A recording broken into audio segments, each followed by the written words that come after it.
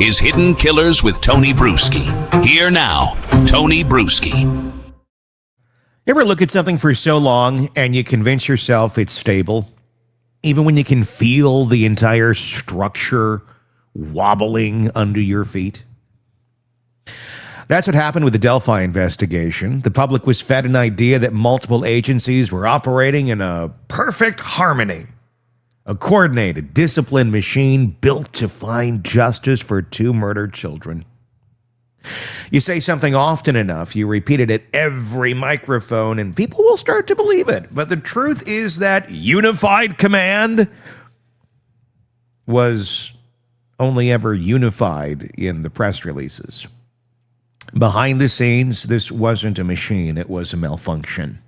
A collection of people who weren't working together, weren't on the same page, and in some cases weren't even aware of the same basic facts of their own investigation.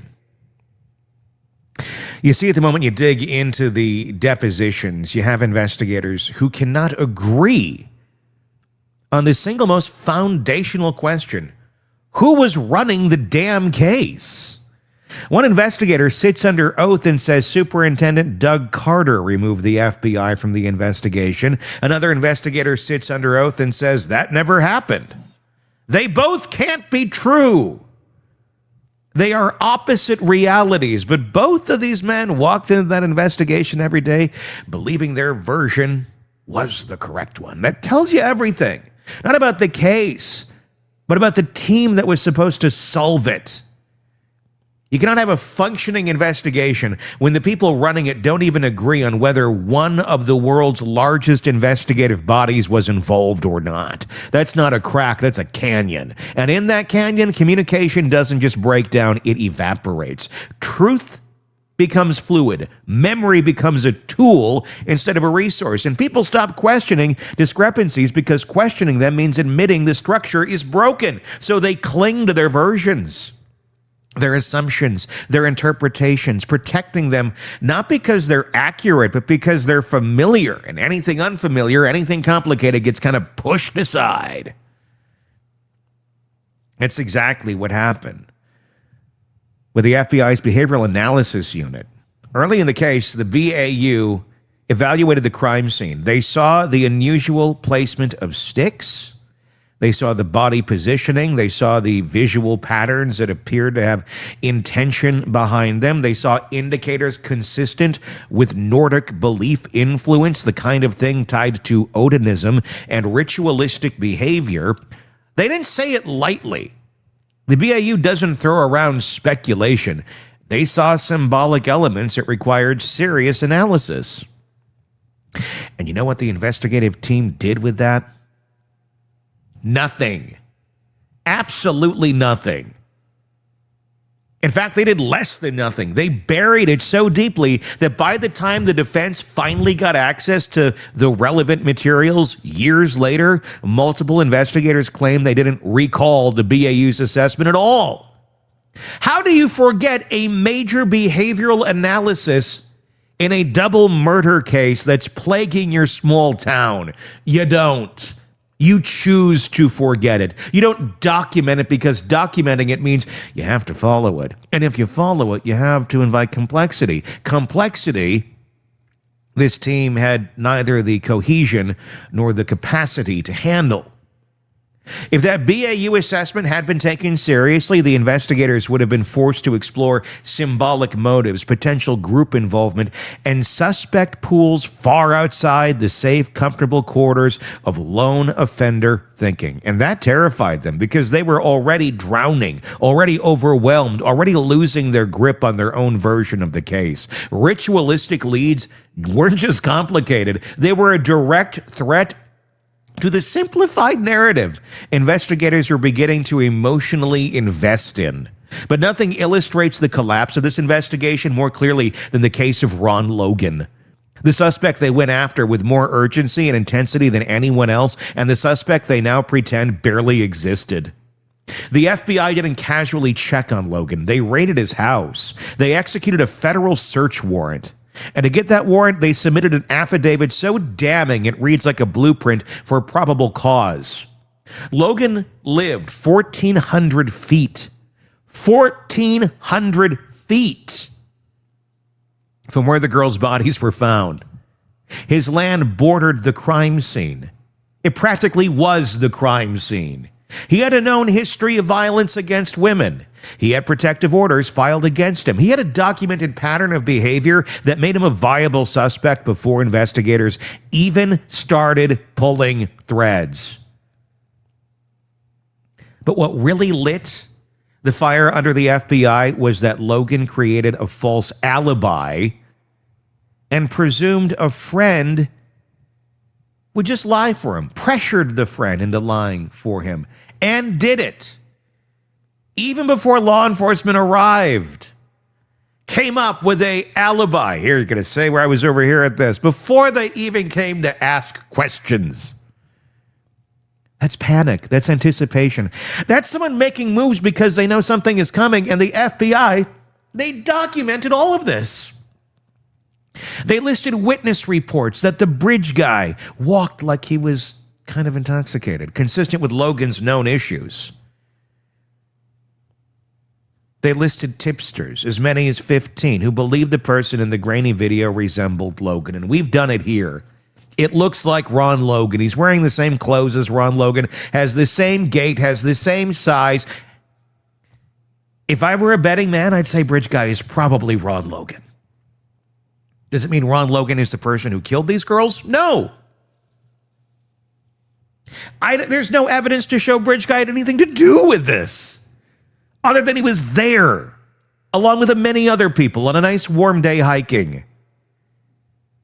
But we can't pretend that facts don't exist in a case like this.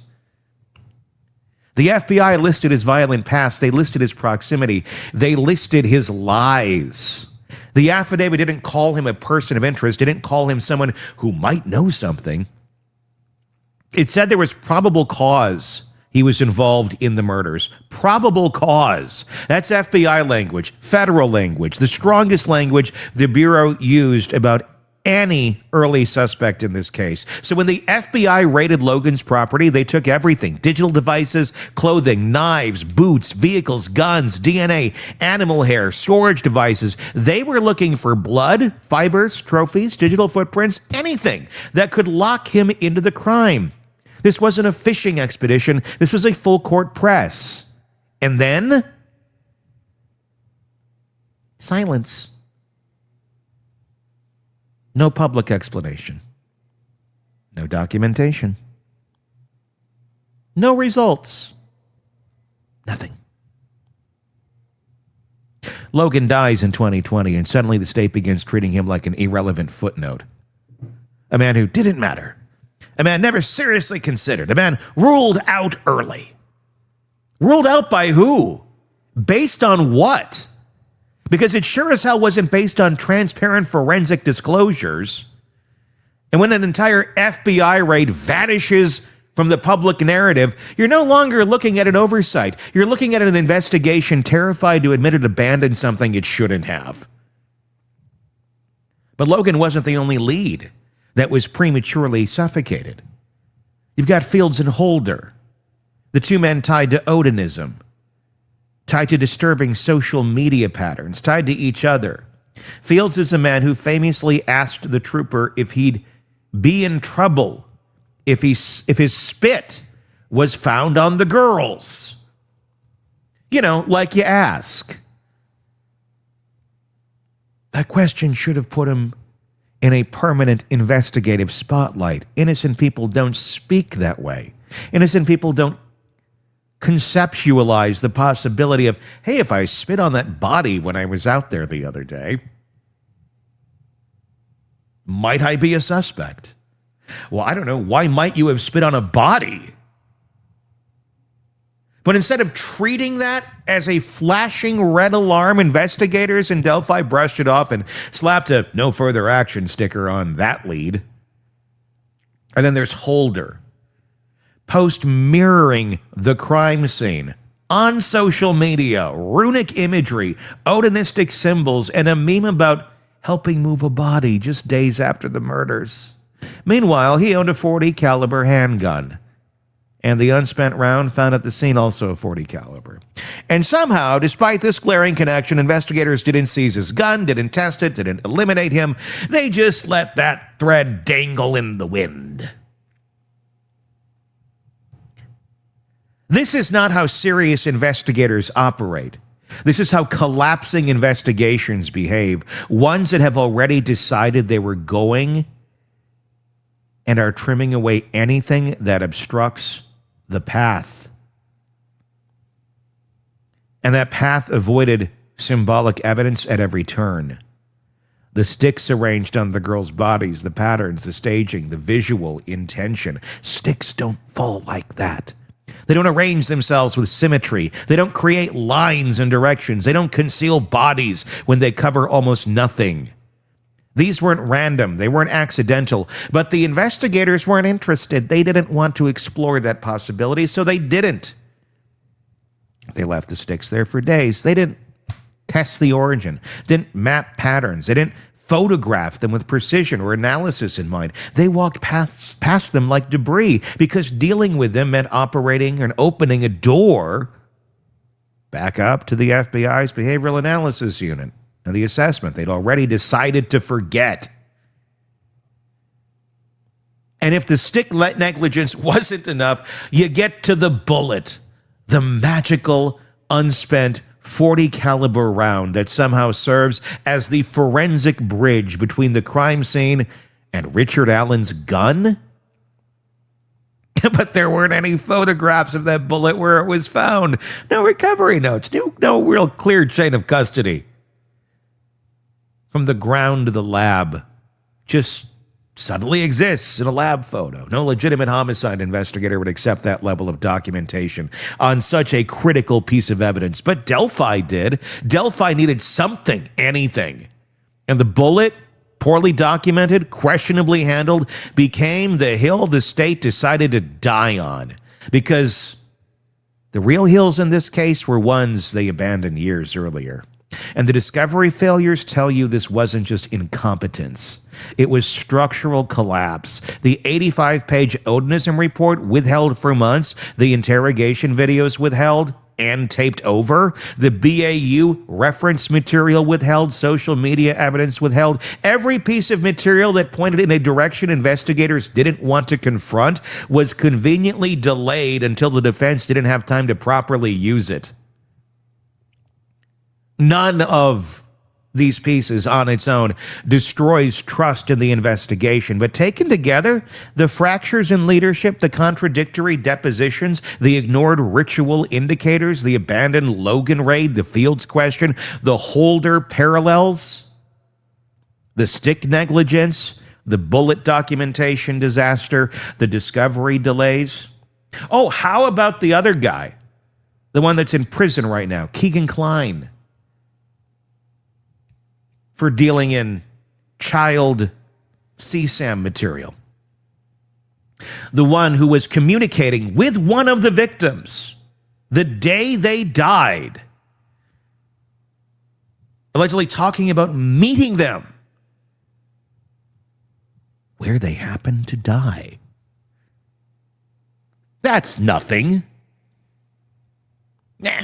Honestly, it took years to arrest him for his CSAM material, which in itself is insane. This wasn't an investigation that found its suspect. This was an investigation that lost its way or really never had one. And once it lost its way, it couldn't bear to admit it. So when Richard Allen walked across that bridge in 2017, he walked into a vacuum. A vacuum created by investigators who had exhausted their leads, exhausted their cohesion, exhausted their ability to handle the symbolic and the complex and the uncomfortable. Allen became the easiest narrative at the moment the investigation needed a narrative more than it needed accuracy. He wasn't the product of competent police work. He was a product of an investigation that had burned every road behind it and couldn't bring itself to retrace a single step.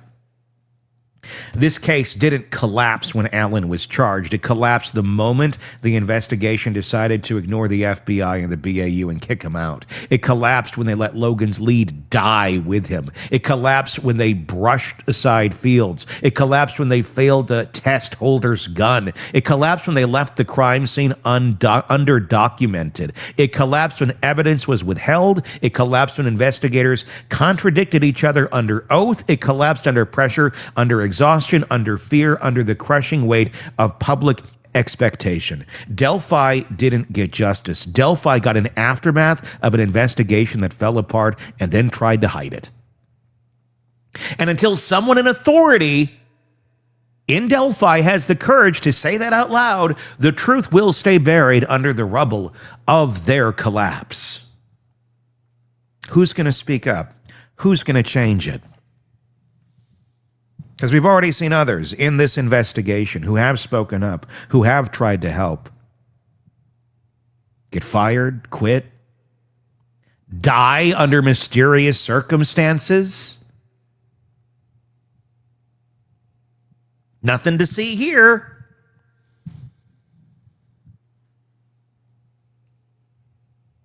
Oh, there's a lot to see here. And if you're just learning about this now, if you're just hearing about this case, welcome.